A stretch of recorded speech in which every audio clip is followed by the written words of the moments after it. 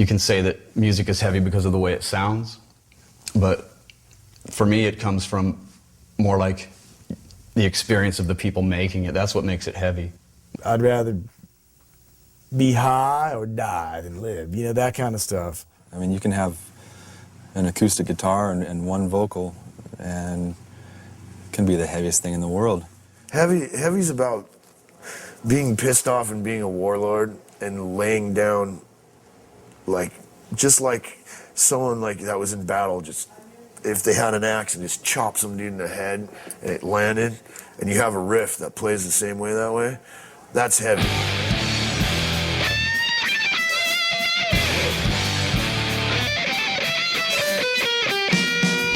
When the Beatles first came to America, they had these tiny little amplifiers. You couldn't hear anything except girls screaming. That all changed when like Marshall and Laney and Orange started making these big, giant, high wattage amplifiers that all of a sudden, you know, shut the entire crowd up. A large part of early hard rock music is just trying to make sense of what you do with all this distortion and all this volume. There's things you can do with a clean reverb tone that are so evil and dark. It makes Black Sabbath sound like, you know, Peggy Lee.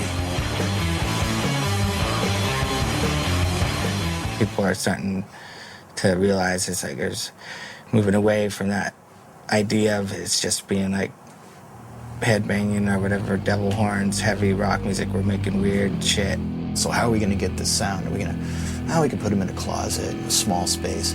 Like, come on, gotta put them in a coffin, you know, and see what kind of vocal performance we can get and also what kind of tone we can get out of this. A flatted fifth is a lot heavier than like a...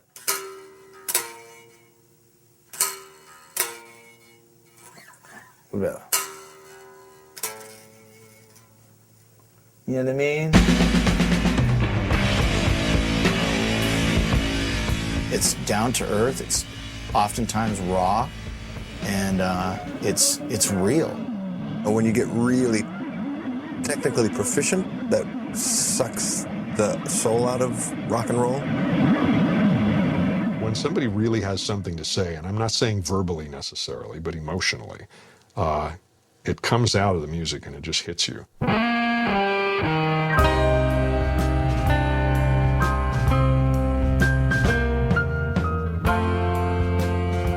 That's heavy music to me. It doesn't necessarily have to be all about loud guitars, even though I love loud guitars.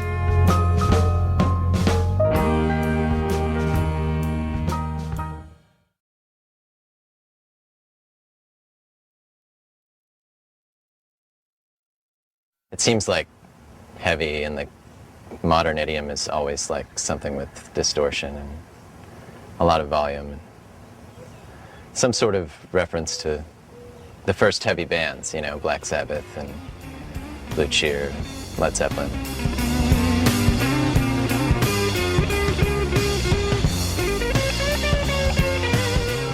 The whole experience of coming of age in the early 1970s was very tense and rife with problems that mainstream entertainment wasn't addressing, and definitely not even mainstream pop music.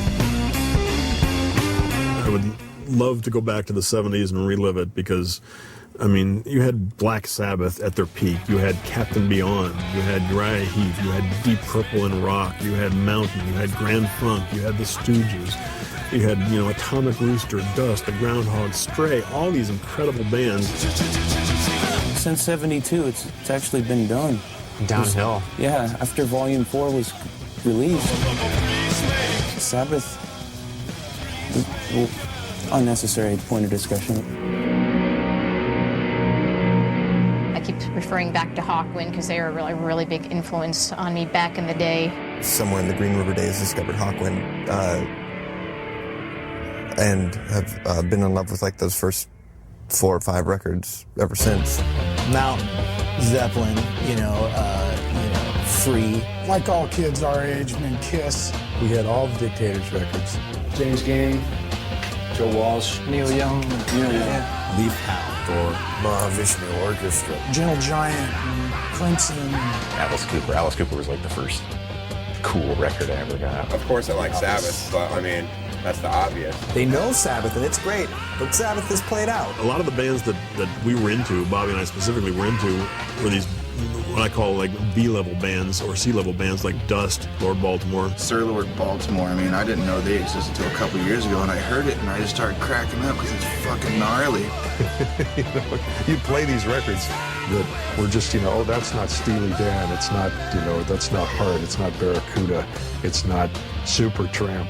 You know, in a way, Black Sabbath was never on the radio, but people went to gigs, and I think that's why there was more money for those bands touring. And they could get known, they could sell platinum without ever getting on the radio.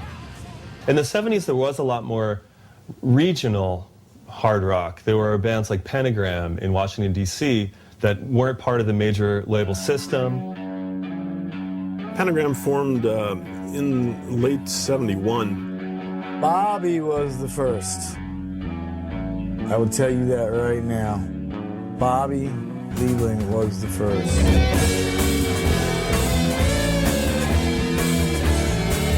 Literally, one night, Bobby and I were sitting at a friend's house, getting stoned like we did just about every night. And we said, you know, why don't we put together a band that is exactly what we both want to do?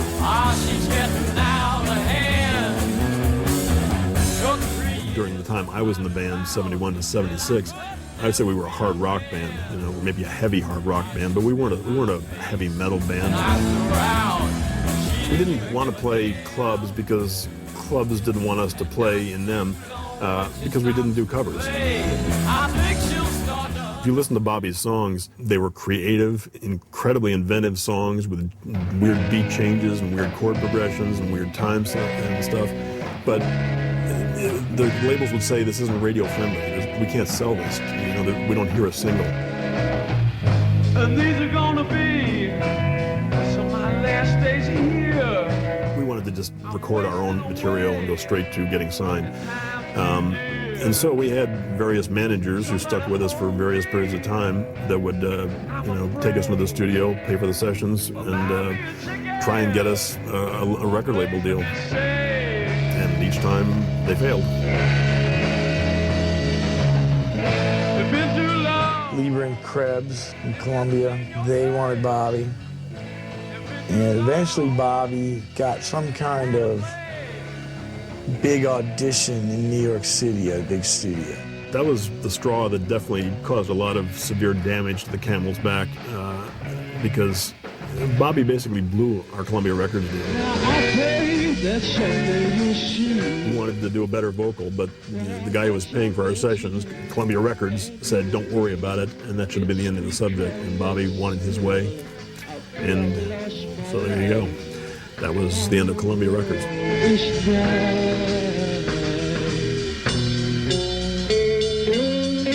The problem really became the drugs. And Bobby got a bad reputation. And Bobby really sat on the edge of being a fucking legendary rock star his entire life. Pentagram I missed the first time around. I think their records were almost impossible to find. And I didn't even hear about Pentagram until their records started getting reissued. Bobby had all this stuff, and believe it or not, even back then, this stuff was, even though it was 8-track, sometimes even 4-track, it was amazing quality.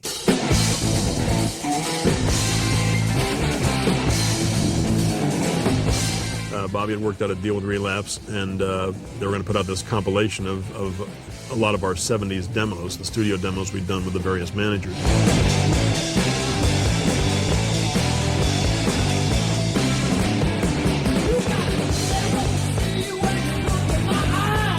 I love the Pentagram stuff in the 80s and 90s, and I'm really proud of Bobby for keeping Pentagram going for all these years, because you know, if he hadn't kept the band going, you wouldn't be talking to me right now.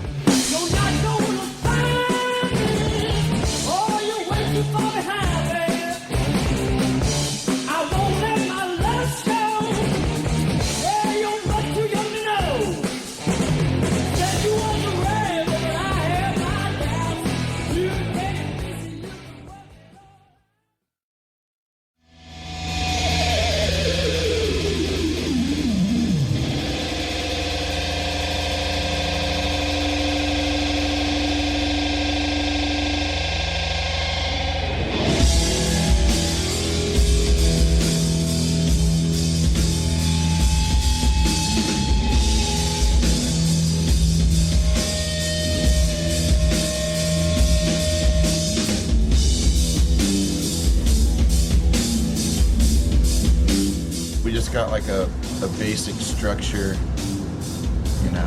You got the skeleton, but then there's like so much space. You know, those parts last, you know, maybe 5-10 minutes in a run, and then we'll just like go off for like 20 minutes, and it's always going to be different.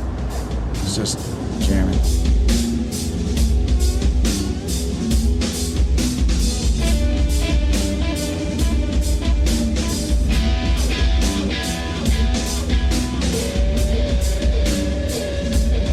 It's always playing off each other, and like, you know, I always call it the cosmic nod.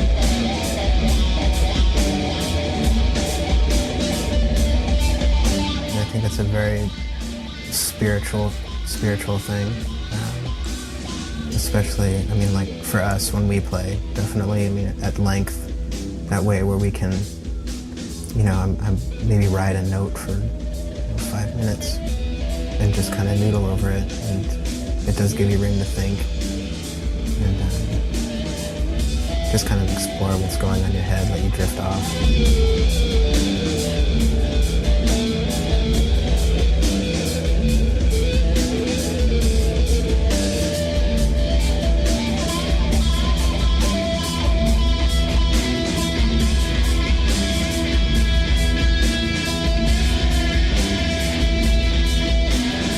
We talked about it and we're like, well, should we try and write some songs and just, you know, or should we get a singer?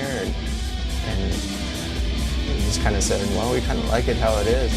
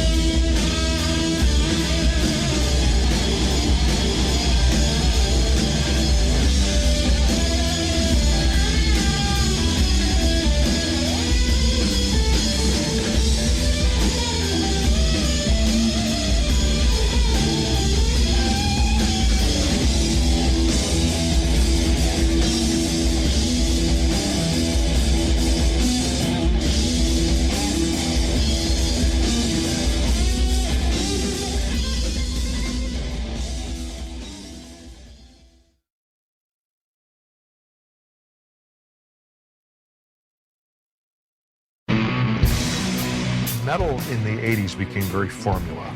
All you need to do is look at Judas Priest's Turbo album and compare that to, you know, things like Stained Glass and Sin After Sin, and you can see what happened to music in the 80s. Early psychedelic hard rock ended when the drug of choice became cocaine. All of the negative aspects of studio recording are amplified by cocaine use, by the engineers, the producers, the musicians. Well, a lot of it hinged on production and just sounding just exactly so in the studio. And then you had your weird underground stuff. Lay down your soul to the gods, rock and roll. You know, maybe Venom. Metallica was kind of straddling the punk and metal thing. So I wasn't really part of like the whole Ozzy Osbourne, like Judas Priest crap. You didn't really have punks going to metal shows or metal people going to punk shows. And then around, 84, 85, the lines started to get blurred a little bit. There was a defining moment, actually, when the Obsessed was accepted by the punk community. And that's like when we played this little bar with Iron Cross and the PA went out. And instead of stopping, we just played our whole set with no PA and just fucking like screamed in the air, played everything like twice as fast. After that, Sab said, "Man, yeah, okay, no, I know you guys are for real." I think a lot of the DC hardcore bands were kind of what got me into doing it. Bands like Rites of Spring and Void and Nation of Ulysses. Somebody told me, if you think Metallica's fast, you should check out DRI, and COC and some of these other hardcore bands from the early 80s. The very first time we saw the Melvins, I realized that a band can completely clear a room or completely change somebody's life. Faster, faster, faster, and then the Melvins came along from you. Like, awesome! Motorhead doesn't get enough credit, I would say that, because they were the first real punk metal hybrid. Corrosion were a perfect example of that. St. Vitus were a perfect example of that, But even Black Flag was, except Black Flag was so popular that their fans were willing to go to the shows anyway just to hear stuff from My War. Black Flag played in the desert probably around 1981.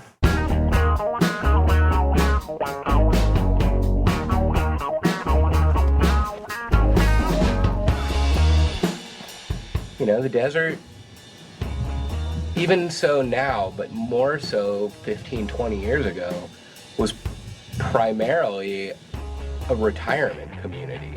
It's like a vacuum of music culture. There was no question of going to LA. I never went to LA. I mean, if I went to Palm Springs, that was like a big thing. There was no record store packing, Maximum Rock and Roll or Flipside. It was all about the desert, and it wasn't something we celebrated. Maybe like it might be today. The desert is a place for the newlywed and the nearly dead. I mean, it's that place.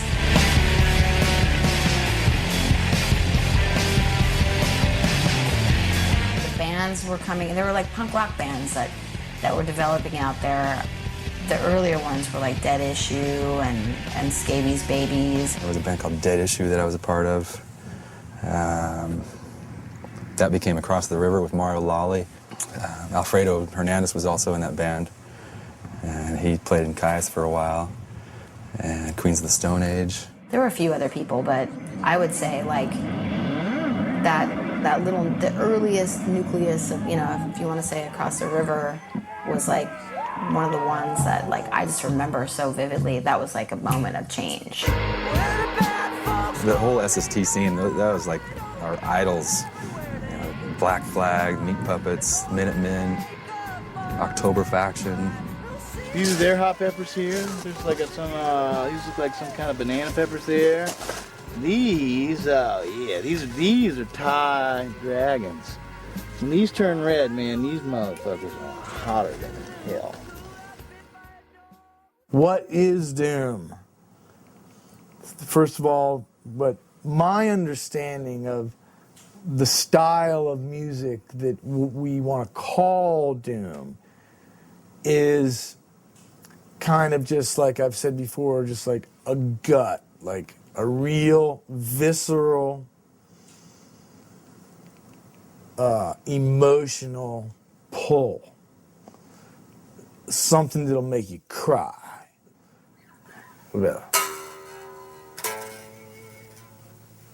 When I really moved into like a concrete form of I'm in a doom band, definitely St. Vitus.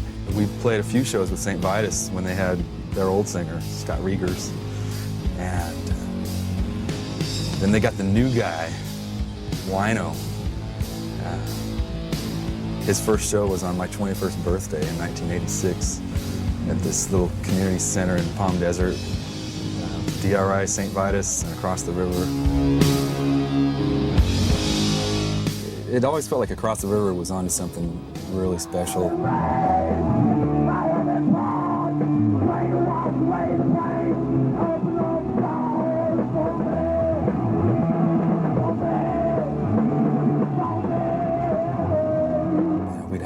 albums by everything from Mountain to Black Sabbath,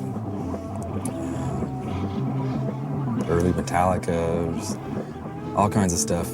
And we were kind of combining that with the feelings that we got from punk rock. Speakers just fucking melting in front of you, and I loved that sound. And so we started going back, and instead of just it was slower, slow down, volume, saturation, blues.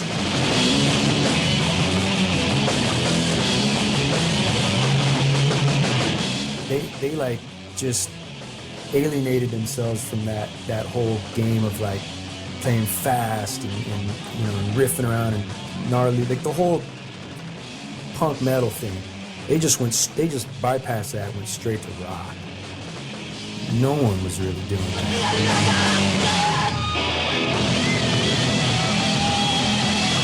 Towards the end of Across the River, Soundgarden was starting to make waves in Seattle, and they were actually part of SST. You know, the same kind of stuff was brewing up there that was brewing out here. Everybody knew me as a singer for St. Vitus, but nobody knew I played guitar. And so it's kind of an interesting situation where I think it was Scott and Mario's original band, Across the River. We jammed at a party, a generator party out near Ventura by the beach. And I was playing drums, he was playing guitar. I didn't know he could play guitar. And Mario Lolly was playing bass. And we did this crazy jam. And afterwards, we were like, man, we gotta do a fucking band one of these days. Called up Scott, and we agreed to forge ahead as The Obsessed. And so that's what we did. It was me, Scott Reeder, and Greg Rogers. Not soon after that, after struggling a little bit here and there, Scott Reeder left to join Caius. That's when Caius basically exploded.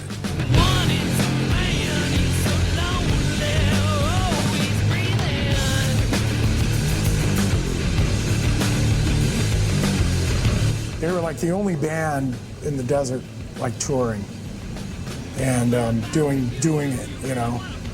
They were the ones. They were the ones that like basically started perpetuating like our universe out there. They were like the template. I mean, if there was like a blueprint for, you know, desert rock, I guess they would be it.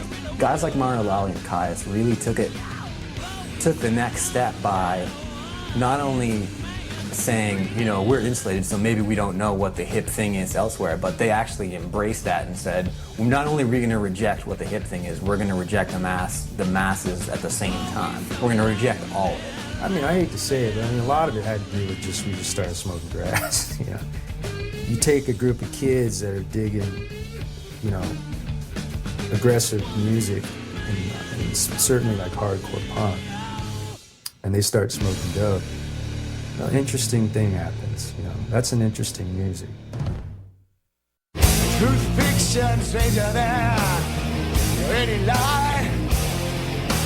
Smooth conviction, danger plan, a twisted night. What happened to The Obsessed is that thrash hit. Slayer and that type of music was just too big. That was it. I mean, that's what the 80s became. Either you were a hair band or you were a thrash band. If anybody deserved to be a rock star, it'd be that guy.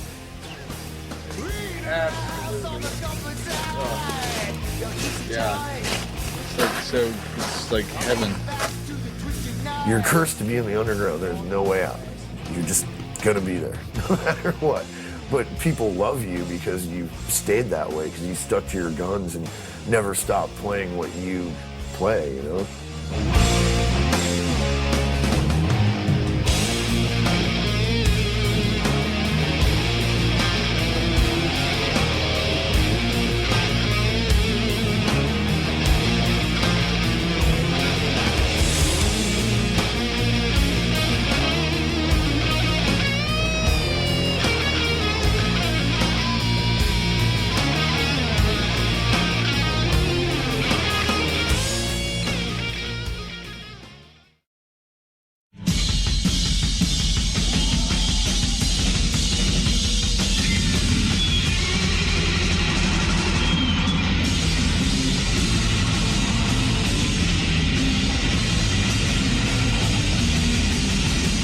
formed Comets in 1999. Ben Flashman and I formed the group in Santa Cruz, California.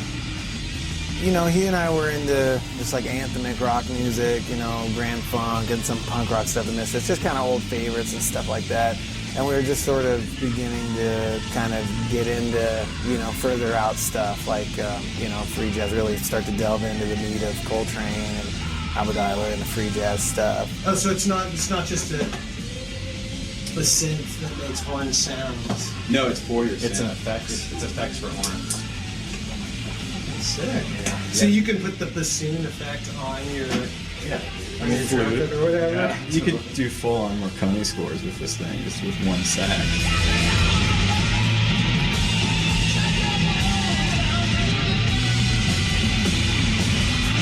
You know, our original mission was to try to put those two different things that usually don't go together. We're definitely trying to do something more than just ape the psychedelic sound or whatever, but, you know, trying to do something more than just be trippy or stoned or, you know, these kinds of things. Are we a psychedelic band? Yeah.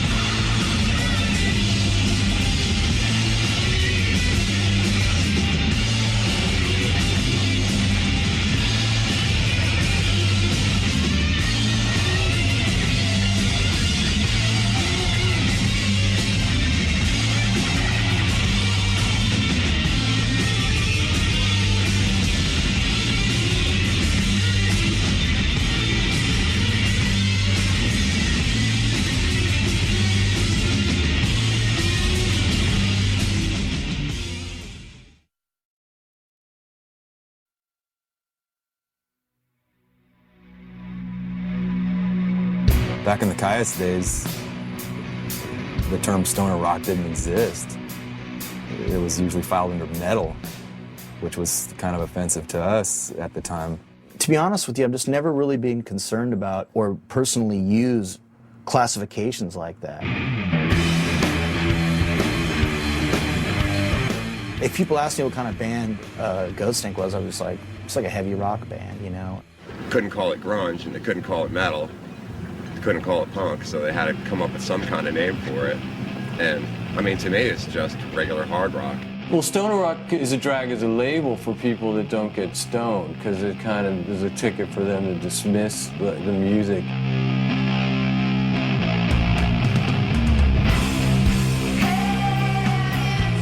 Nowadays, when you say stoner rock, you know exactly what that means. You know, it's like fuzzed out guitars, like huge riffs. It's like melodic to a certain extent, most of it. But in a rock and roll way that sort of echoes the classic rock. I've always said stoner rock is just grunge, and really both of them are just 70s heavy rock continued.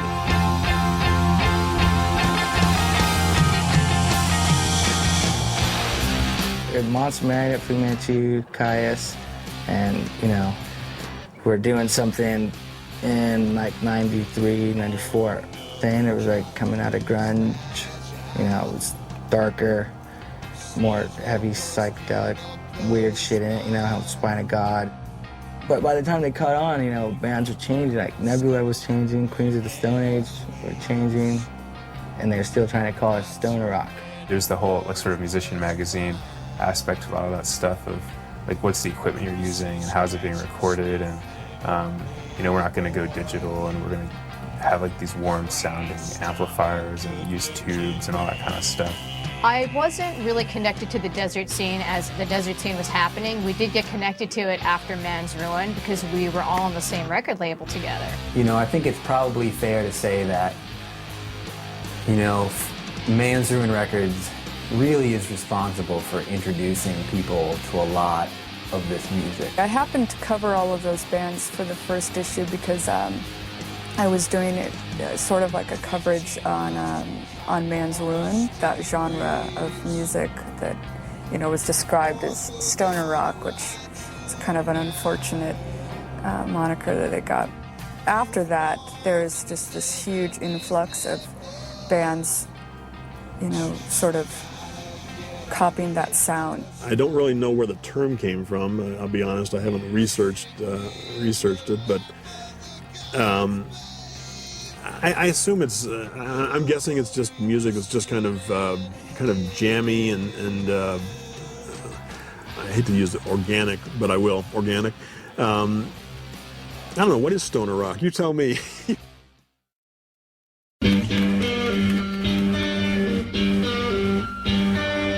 Fatso Jetson came out of our rock and roll club me and Larry opened as a result of getting tired of getting busted doing generator parties and knowing that we could do it ourselves.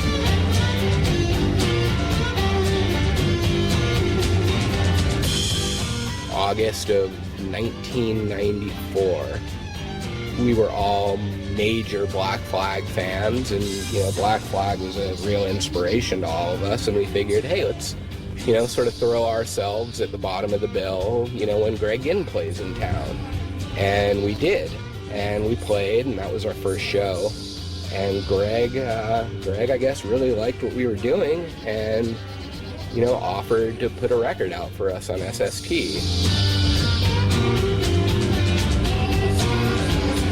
Blues music, for me, the rawness and the honesty of it is, to me, similar to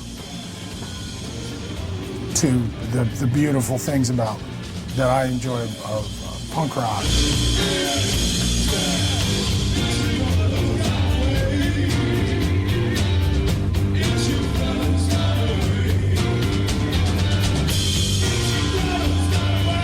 It's not unusual for me to you know, within the same song to want to experience Howlin' Wolf, Black Flag, Link Ray, and Devo.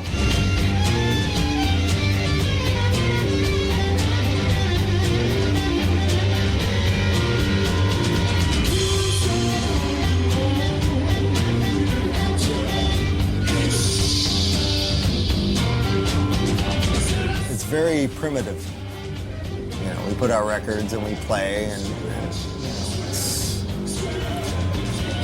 and in that sense, it's really pure. You know, it's like we do it on our own terms, and it's not about, like, you know, surviving. It's about, you know, quality of life.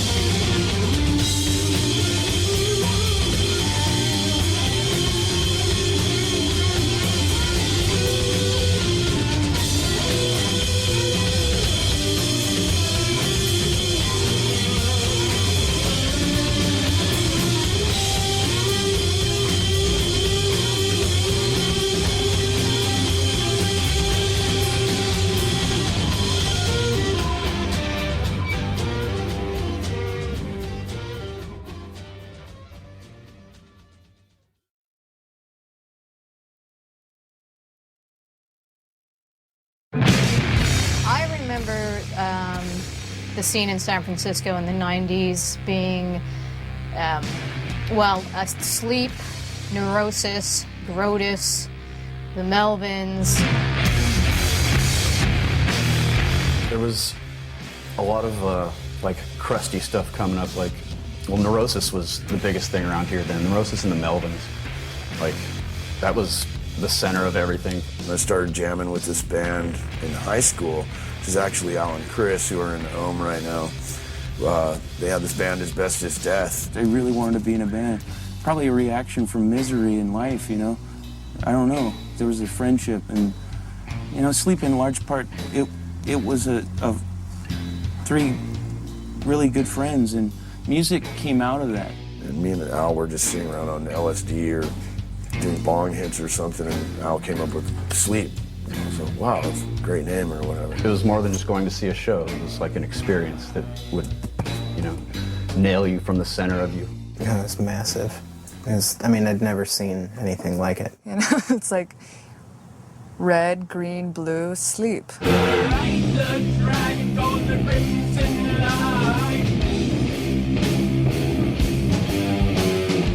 They had put out 2 records, Volume 1, Holy Mountain.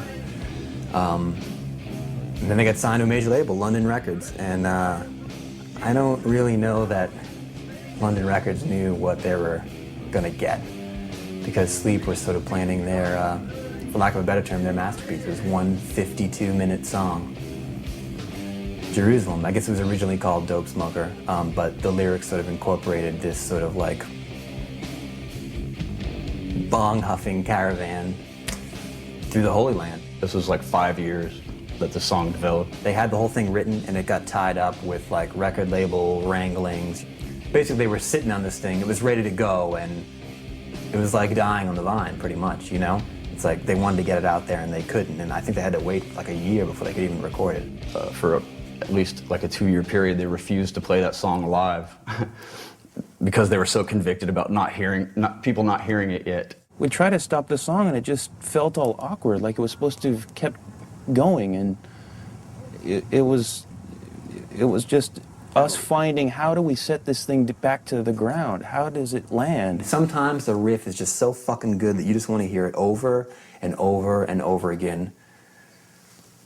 Sometimes for 52 minutes, you know? As far as I know, London knew the whole time about their plans for this song.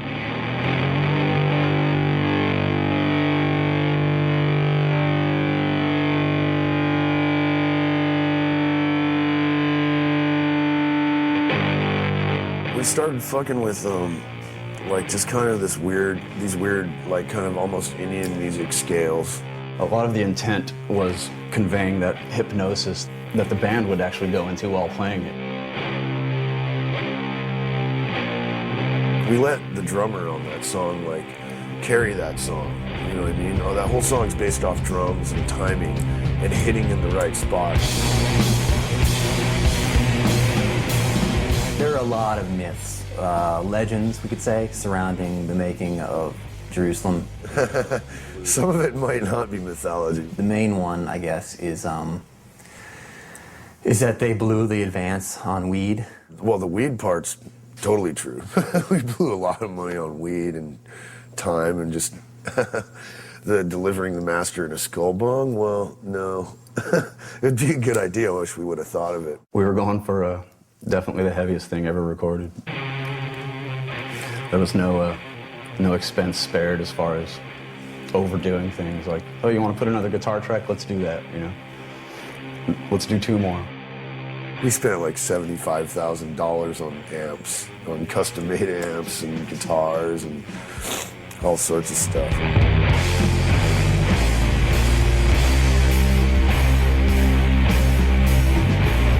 The song is a journey. I mean, not just sonically, but if you follow the lyrics, it's a caravan. It's a caravan. They're delivering weed. It's like, do you use Lungsman and Hashishian in the same line? How do you do it? We turned that into the label, and they heard it, and they were like, man, it's too heavy. There's nothing we can do with this. It's too this, it's too that. And somebody at the label, I don't know who, got it in their mind that if they had somebody remix it, it would be that much different. Dude, you guys signed a band that with a 60-minute song, like what were you expecting? Like radio, you know? The record got shelved. It came out like 3 years after it was recorded, which ended up being about 2.5 years after Sleep broke up. And you know, in those years it sort of became, because of the, in part because it really was this fantastic record, but in part because of the mystique surrounding it, it became regarded as this sort of classic record. A classic lost record, really.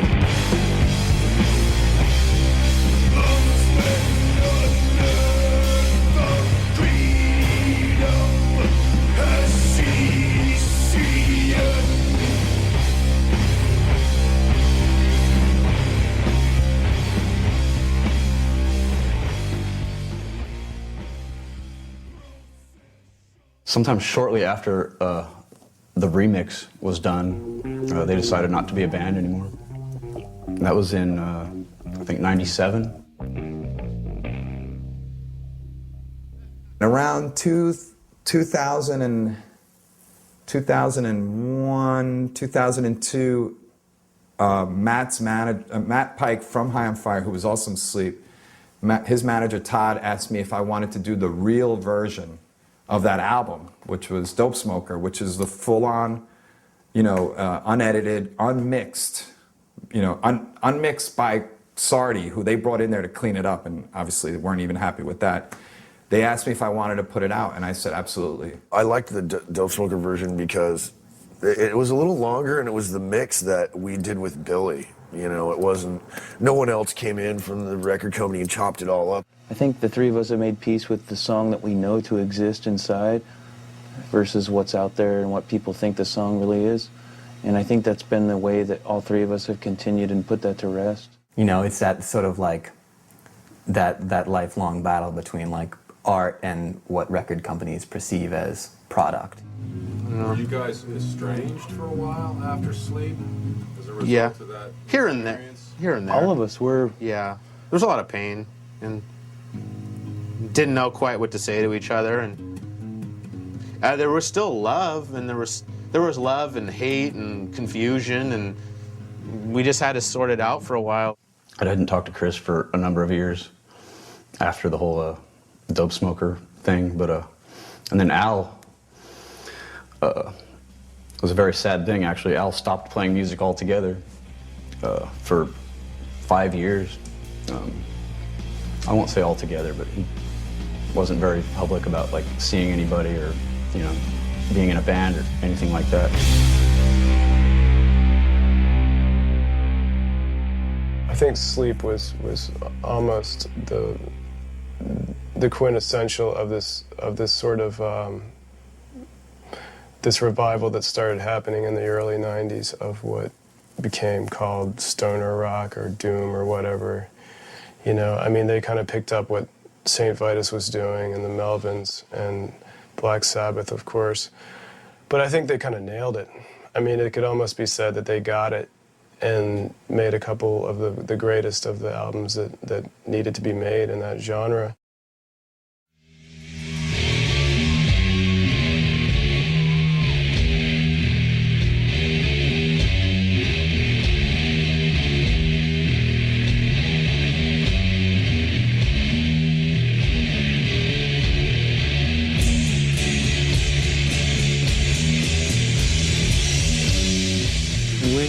Determined from the first jam that we had as Ohm that there wasn't any other element necessary to what we were going for. Didn't need to go into traditional, you know, structures and get a guitar for the sake of fitting into some preordained sound. It comes in moments where I'm stopped and I have to jot down the emotional feeling into words that serve not only symbolic purposes, but on a very practical level, rhythmic purposes. They're certainly not assembled with a view of grammatical soundness.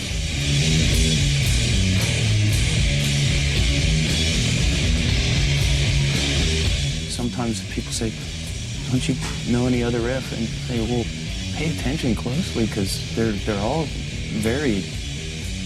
The repetition that we do also, there were things in, even on some of the earliest albums that we listened to and grew up appreciating, we would hear segments in these songs and would say to ourselves, God, why doesn't that repeat some more? I wish that would go on for 14, 15 minutes. It should.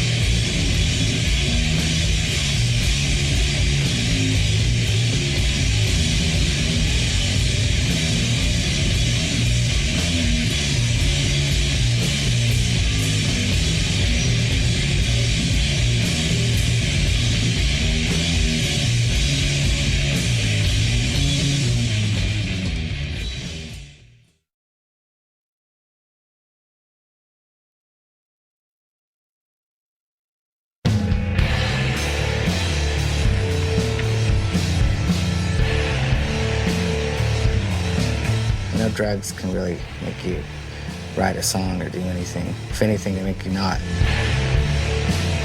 It's not until you like kind of get solid. Yeah, and come down somewhat. Yeah. To get anything done. Weed has something to do with listening. It definitely, yeah. Not playing, It but helps. listening. Yeah. Just what it works for me is using it just as a verifying tool. It sort of, in a musical sense, dilates parts of your mind. Plants are alive, and I feel like I've been communicated with, you know, like through these things. I mean, if there's a way to communicate between species, then that's probably it. By altering your perception, you can see things slightly different, you know, and it's good in a way, but it's not necessary, or it's not, in the end, I think, what it's about. You know, it's a essential part of what we do. This isn't actually going to be on film.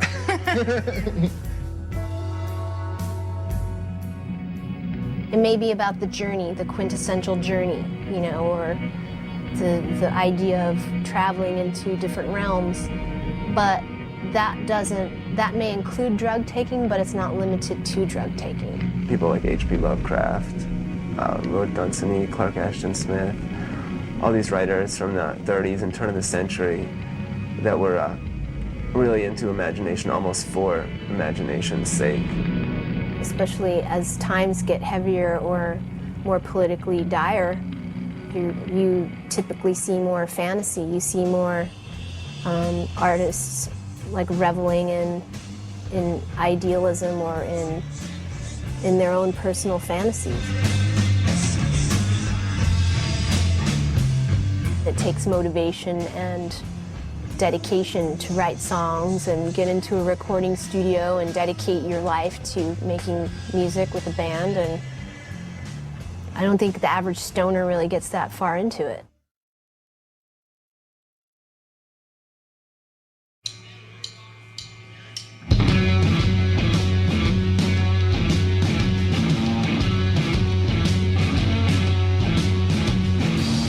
We all grew up outside of the city, or Steve and I grew up in Virginia for him and Maryland for me.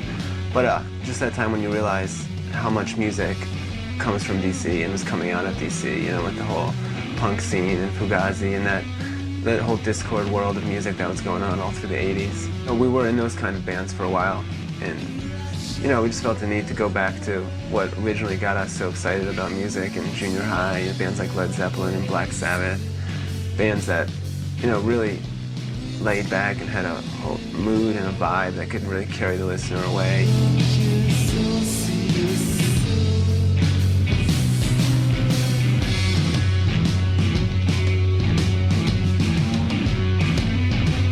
We're here mixing and actually recording. We did some tracking here too. Our 5th record at Sunset Sound, legendary studio on Sunset Strip in Hollywood. There's a lot of talk about bands that are kind of like doing a lot of like classic rock sort of stuff at this point, and we kind of wanted to just kind of go back to the very basics where a lot of that stuff was done.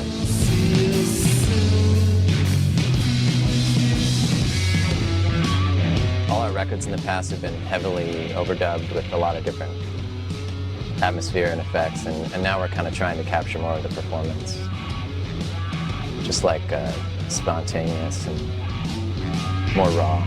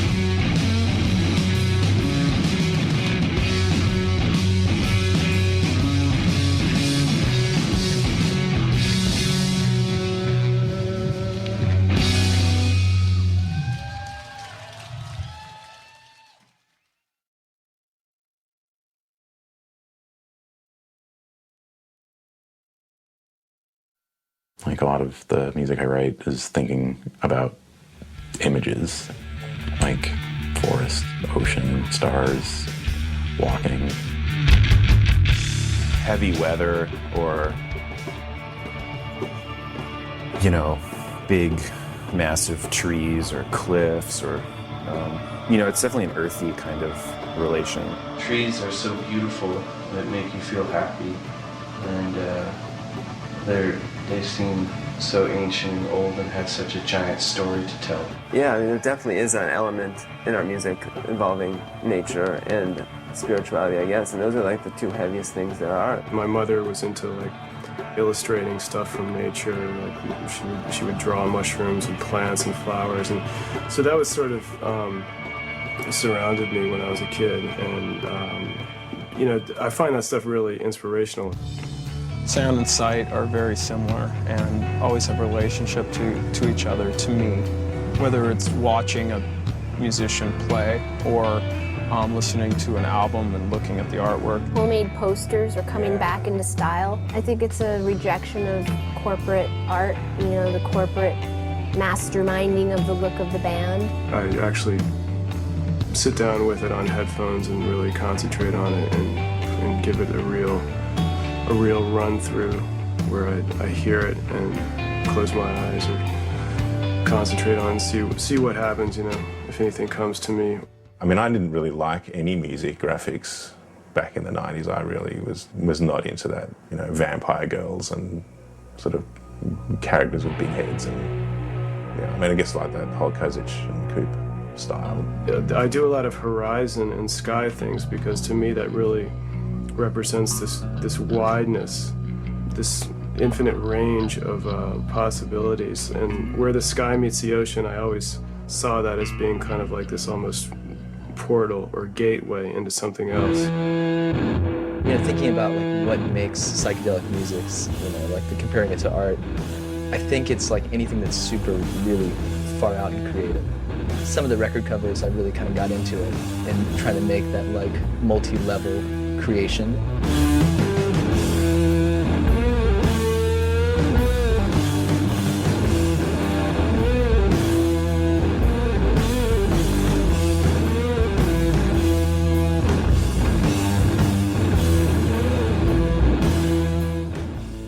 Io penso che la psichedelia di Malleus stia nel suo disegnare e interpretare la donna. Non c'è la donna materna, la donna buona, forse la donna più cattiva.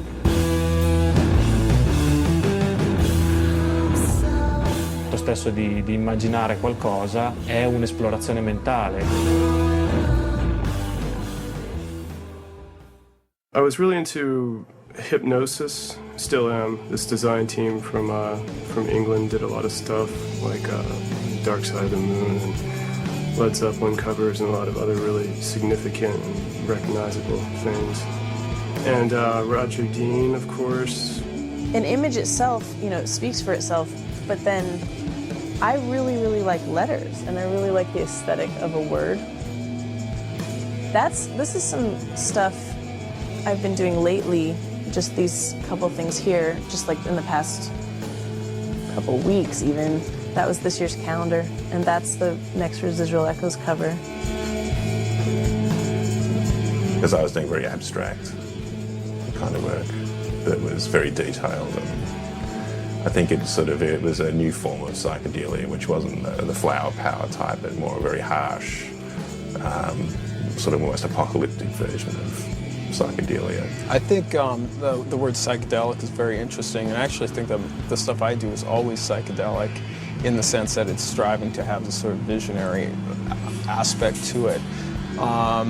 Stylistically, it has more in common with technical drawing or architectural drawing.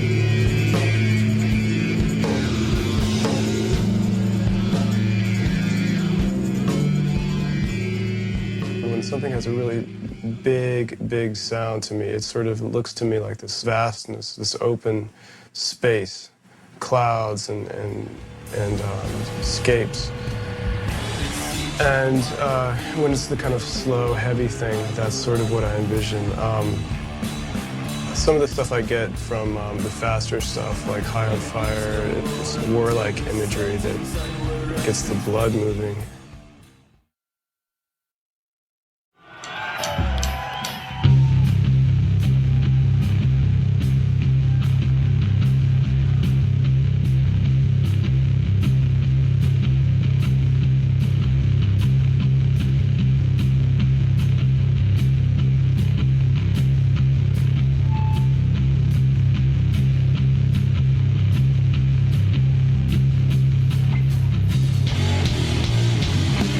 First album, The Art of Self-Defense, it has more of a Sleep vibe to it, but I was changing my style up, but I've been so used to playing with Sleep, I have this new rhythm section that's a little bit faster mid-tempo, but if I look back now, it's kind of slow, and it's kind of because we were evolving and finding our new selves, you know. I was finding myself guitar playing, and I just started singing, so that was all new to me. So you can hear the influence that Sleep had on me coming out of that band, at least on my play.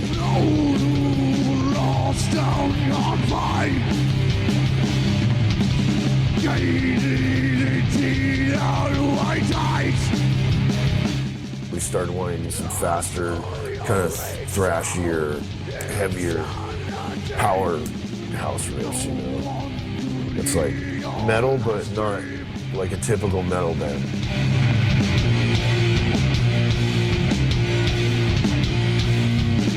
Maybe I'm pissed off about something, or maybe I'm, you know, upset or sad, or someone fucked me over. I'll put that down on the paper, but I'll put it in a way, I'll use imagery from something I've read or something that, you know, I was interested in to convey how I feel, even though it's a complete mask.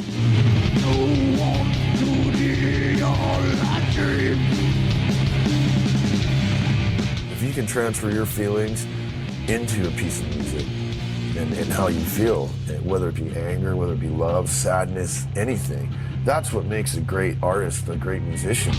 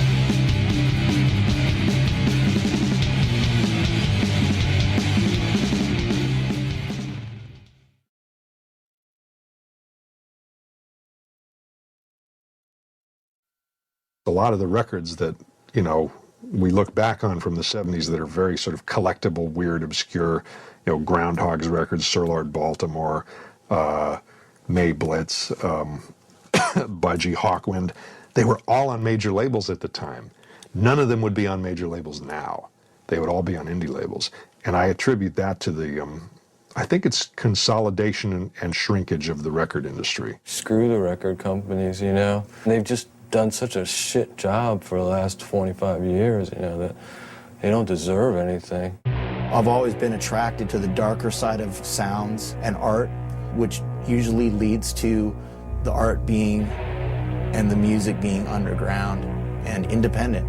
People in my early youth had always told me, especially my parents had always told me, oh, you gotta play what the people want to hear. You gotta play what the people want to hear, or else, you know, you're never gonna make any money on it. And then, you know, I was just like, oh, you know, I don't care if I make any money, because I knew from the very beginning that my music was a very special gift, but it was also very special art. I mean, we're doing things that are appalling and contrary to the mainstream, so be it. This is, you know, this is what we're doing, and we're going to keep doing it, and we don't care if it's going to make us rich and famous. We're not looking for that. At the same time, you know, I'm starting to get older and looking at, man, I wish I did have a house. I wish I could take care and marry some girl. Or, you know, you think about that when you get older. You know, there's a lot more careerism that goes on because of the inflation and expense in having a secure lifestyle. But money and like recording, having comfortable recording space and tour support, I'm not against that. The bands are probably better off not being on a major label, to tell you the truth, so I wouldn't piss and moan too much about it. You'll get a nice advance, you might be able to buy yourself a house, then after that, I mean, that's if you're lucky. Our friend Brant once called us insane hobbyists, in that, you know, we don't actively try to go out and tour, we're not actively trying to make a career out of this. Mario's parents and my parents have been in the restaurant business longer than we've been alive.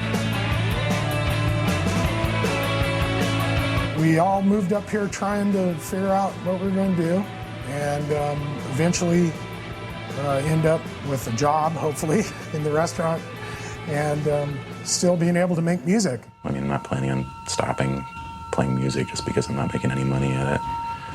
But,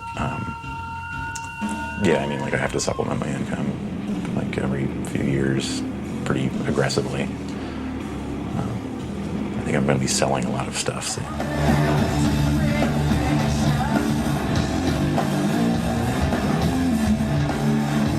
Outside the band, I have a full-time job as a post-production producer in the film and video business. They're just good old day jobs that we have. You know, for instance, I work at a flower place, you know, delivering flowers or helping set up at a wedding or whatever, driving a white van around town, you know. We're starting to do pretty well on tour. You know, you can make some decent money, especially in towns out west in the big cities. But I personally still walk dogs. And I know Steve does artwork on the side to support himself. You know, so I wouldn't say it's quite there yet, you know, or at least sustainable. Doesn't let us live the sort of life we'd want, you know, which is a roof over our head, food to eat. You painted that? Yeah. Oh my goodness, look at this. We work it out with my wife. We work it out. It made more sense for me to take care of the kids. So we decided that that's what we do, that I would effectively become stay-at-home dad. This is going to be the next generation. You know, this is going to be the next generation. This is basically how she's born. Instead of it being me being afraid of, oh my God, you know, there's going to be a nuclear war and we're going to lose them, it's more like, these are going to be the people that are going to lead us out of it.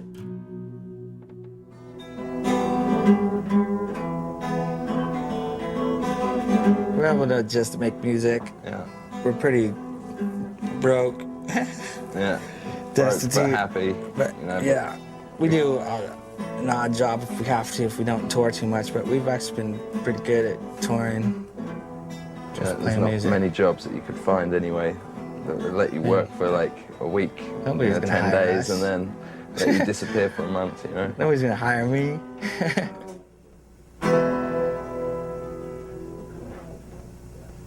Do you ever hear that Bill Hicks joke? We were just talking about that stoner joke that Bill Hicks did about, sure, I could wake up at dawn, get in traffic, go to a job that I hate, that doesn't satisfy me creatively.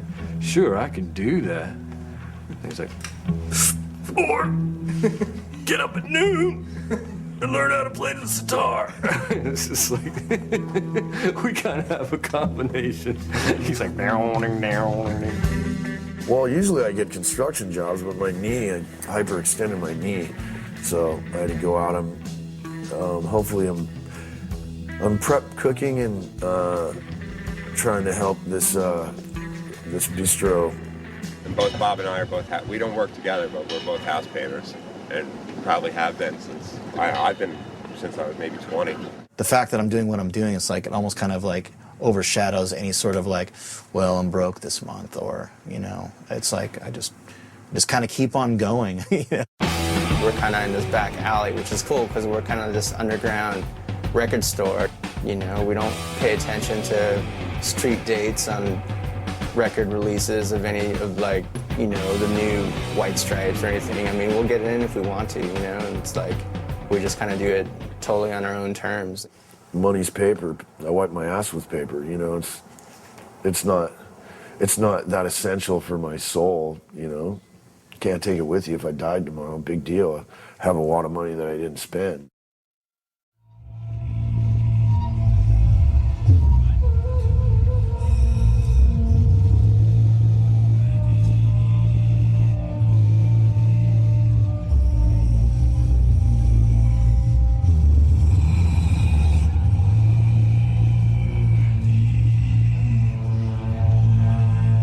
While doing Goat Snake, I reconnected with Steve O'Malley. He moved to Los Angeles, and so we basically came up with the concept of Sun.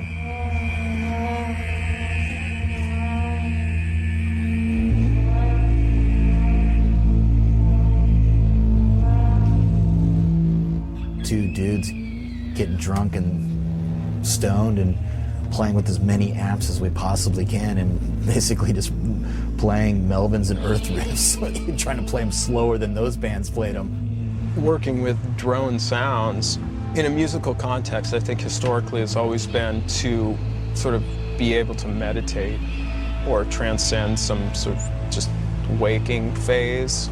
I'm not like technically very good. I can't do a solo. I can't solo very well.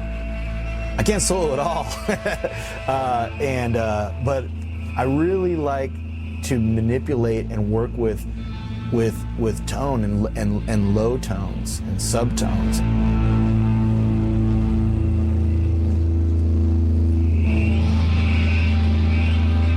I think it's actually working with some of the elements that are much older about music in general, which I think metal music also has. You know, as a folk music, it has, you know, things that probably were very similar in, you know, war music or tribalism or sort of this like, amplifying energy state music.